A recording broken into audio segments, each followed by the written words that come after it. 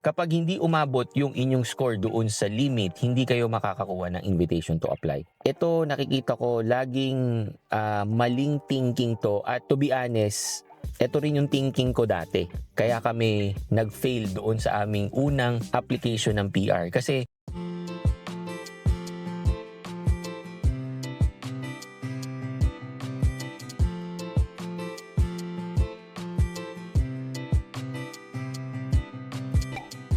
hello guys, Nardino TV here and we are back with another video.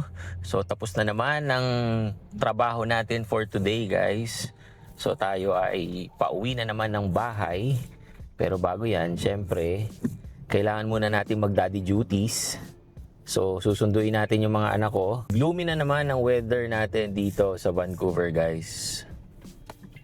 Maulan na naman and I think hanggang weekend na naman yan, maulan na naman tayo, no? Ay, napakaganda ng Canada, no guys. Pero, to tell you honestly, pag yung hindi pa kayo permanent dito, or nagbabalak pa lang kayong pumunta dito sa Canada, hindi nyo pa marirealize yung bigat nung risk. More of excitement no? Pag di pa kayo nakakarating dito. Yan yung mga bagay na nafe-feel nyo, nakaka-excite, kabado, no? Pero pag karating nyo dito guys, no? As a temporary resident, dyan yung mas mararamdaman yung bigat nung napaka-risky pala nung pinasok ko, no? Lalo na guys kapag hindi nyo napaghandaan. Pag yung wala kayong concrete na plano kung paano kayo magiging permanente dito sa Canada. Napagdaanan din namin yan guys. Na-feel ko yung bigat, hindi lang para sa sarili ko and also para sa mga anak ko, no? Kasi yun nga, mahirap pag nakikita mo na sila na nakakapag-adjust na sila dito, no? Nagkakaroon na sila ng mga friends, nagugustuhan nila yung aral dito, yung environment, at nakikita mo rin na napakaganda talaga nung pwede nilang maging future dito. So, gusto mo na talaga magstay. And bigla mong maaalala na hindi pa pala kami permanent, no? So, meron akong isang nakitang post guys na for sure, ganyan yung nararamdaman ngayon nung pamilya na to guys. Pumasok din sila dito as an international student. So, babasahin ko sa inyo yung post na gusto kong i-share sa inyo for today, no? Ang sabi niya dito guys, our permits will be expiring February 2027. So next month na yun guys.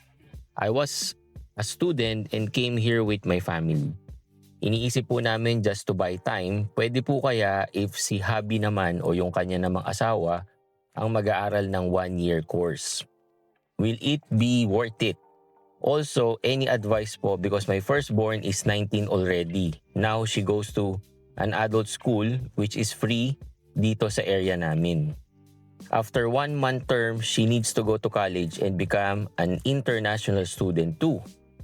Or mas mabuti na po na umuwi na muna if hindi pa mai-invite for PR. So yan ngayon yung kanilang problema. Sisimulan natin guys dun sa kung okay ba daw na maging strategy nila is ang kukuha naman as an international student yung asawa naman niya and kukuha daw ng 1 year na course, no? Madaling sagot, depende, no? Kasi kung meron kang 200% na sigurado ka talaga na may PPR ka in the upcoming months, I guess, okay lang, no? Kasi guys, napaka-risky nun, no?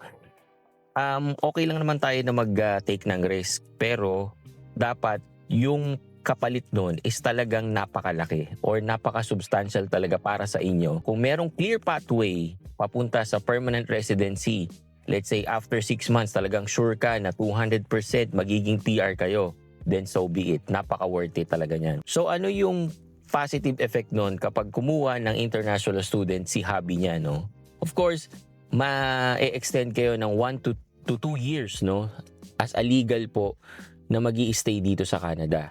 Pero ano naman yung negative? Ang negative guys is napaka-expensive nun, napakamahal yung tuition fee, yung proof of funds, napakamahal nun. So, kung ako ang tatanungin, bago mo ituloy yan or bago ka ulit kumuha ng panibagong international student pathway para sa asawa mo naman, yun nga, kailangan sigurado ka na mapi-PR kayo after that or mapi-PR kayo in a few months, no? Yung buying time is magiging useless, guys, kung wala namang chance o yung CRS score nyo is napakababa naman, di ba? Ang next naman niya na issue is yung kanyang anak, guys, na pag yan pumasok na sa college, no, kailangan na niyang magkaroon ng international student permit din. So, hindi na siya nakaangkla sa'yo. Kasi guys, magiging full-time student na rin siya. I think yan yung isa sa major concern kasi that's another gastos, no, and another permit para sa kanila. So kung ngayon itutuloy niya yung pagiging international student ng asawa niya, so gagastos sila, sabihin natin plus the proof of funds, mga aabot ng 40 to 50,000.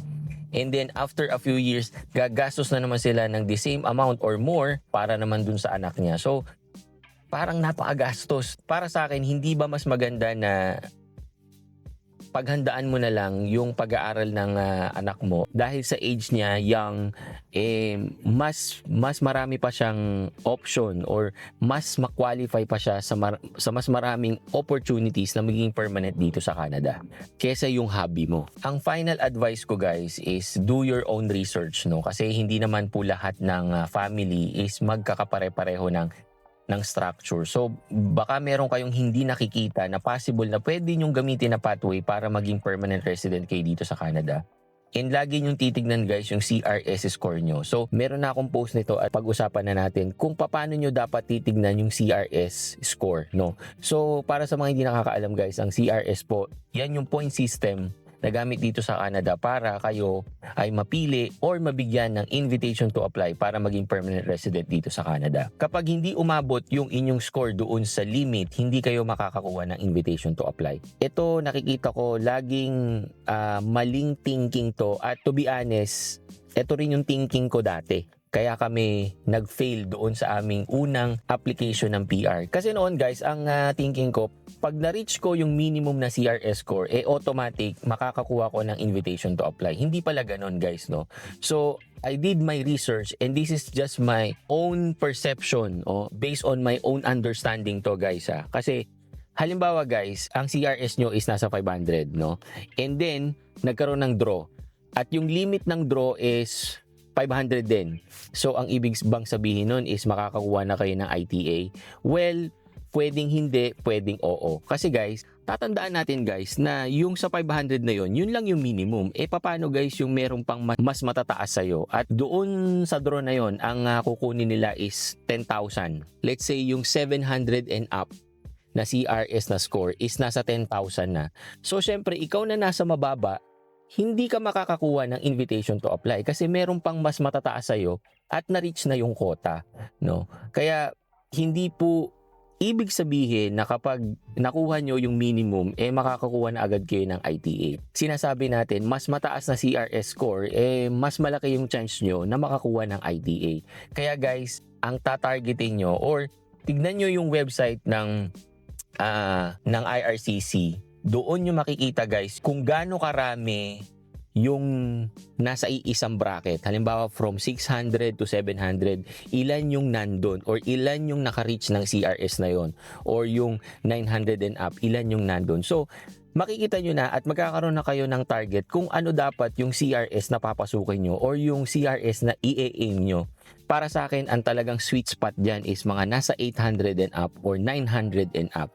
Kaya sinasabi natin, guys, na napaka-importante ng PNP or Provincial Nominee Program. Kasi ang next question natin, okay, alam na natin yung target natin na 800 to 1,000. Pero paano natin makukuha yun? Kasi kung aasa lang tayo sa base points natin like sa age, sa work experience, kung saan tayo nag-aral, mga aabot lang tayo mga nasa 300 to 500 lang, no? Kaya natin sinasabi na i-aim nyo na mag-PNP kung kaya nyo. Kasi pag nakuha kayo sa PNP, guys, instant 600 points po yun na idadagdag doon sa base points nyo. So kung 600 at meron kayong base points na 300 to 400, papalo na agad, guys, yung CRS nyo ng 900 and up. And sureball yun guys na makakakuha kayo ng invitation to apply. Okay? And again, mag-research kayo guys. Paghandaan yung mabuti bago kayo pumunta talaga dito. Multiple plans dapat ang naka-ready, no? Hindi lang isa, hindi lang dalawa, more dapat. Para pag hindi nangyari yung plano nyo talaga, marami pa kayong bala na pwede nyong gawin dito para kayo ay maging permanent resident dito sa Canada. So, lagi kayong mag-research guys. Huwag kayong mahiyang magtanong. Lastly, no, dahil sa mga pagbabago ngayon dito sa Canada, I highly suggest guys, kung meron naman kayong means, no, lumapit kayo sa mga legitimate, no, na consultant para kayo guys is mabigyan kayo ng tamang plano. So, you have your own research and meron pa kayong katulong na magaling at legal na consultant dito sa Canada na pwede kayong tulungan kung paano nyo marireach yung inyong Canadian dream na maging permanent or citizen dito sa Canada. Okay? So, yun lang guys. Thank you for watching and see you on my next video. Peace guys!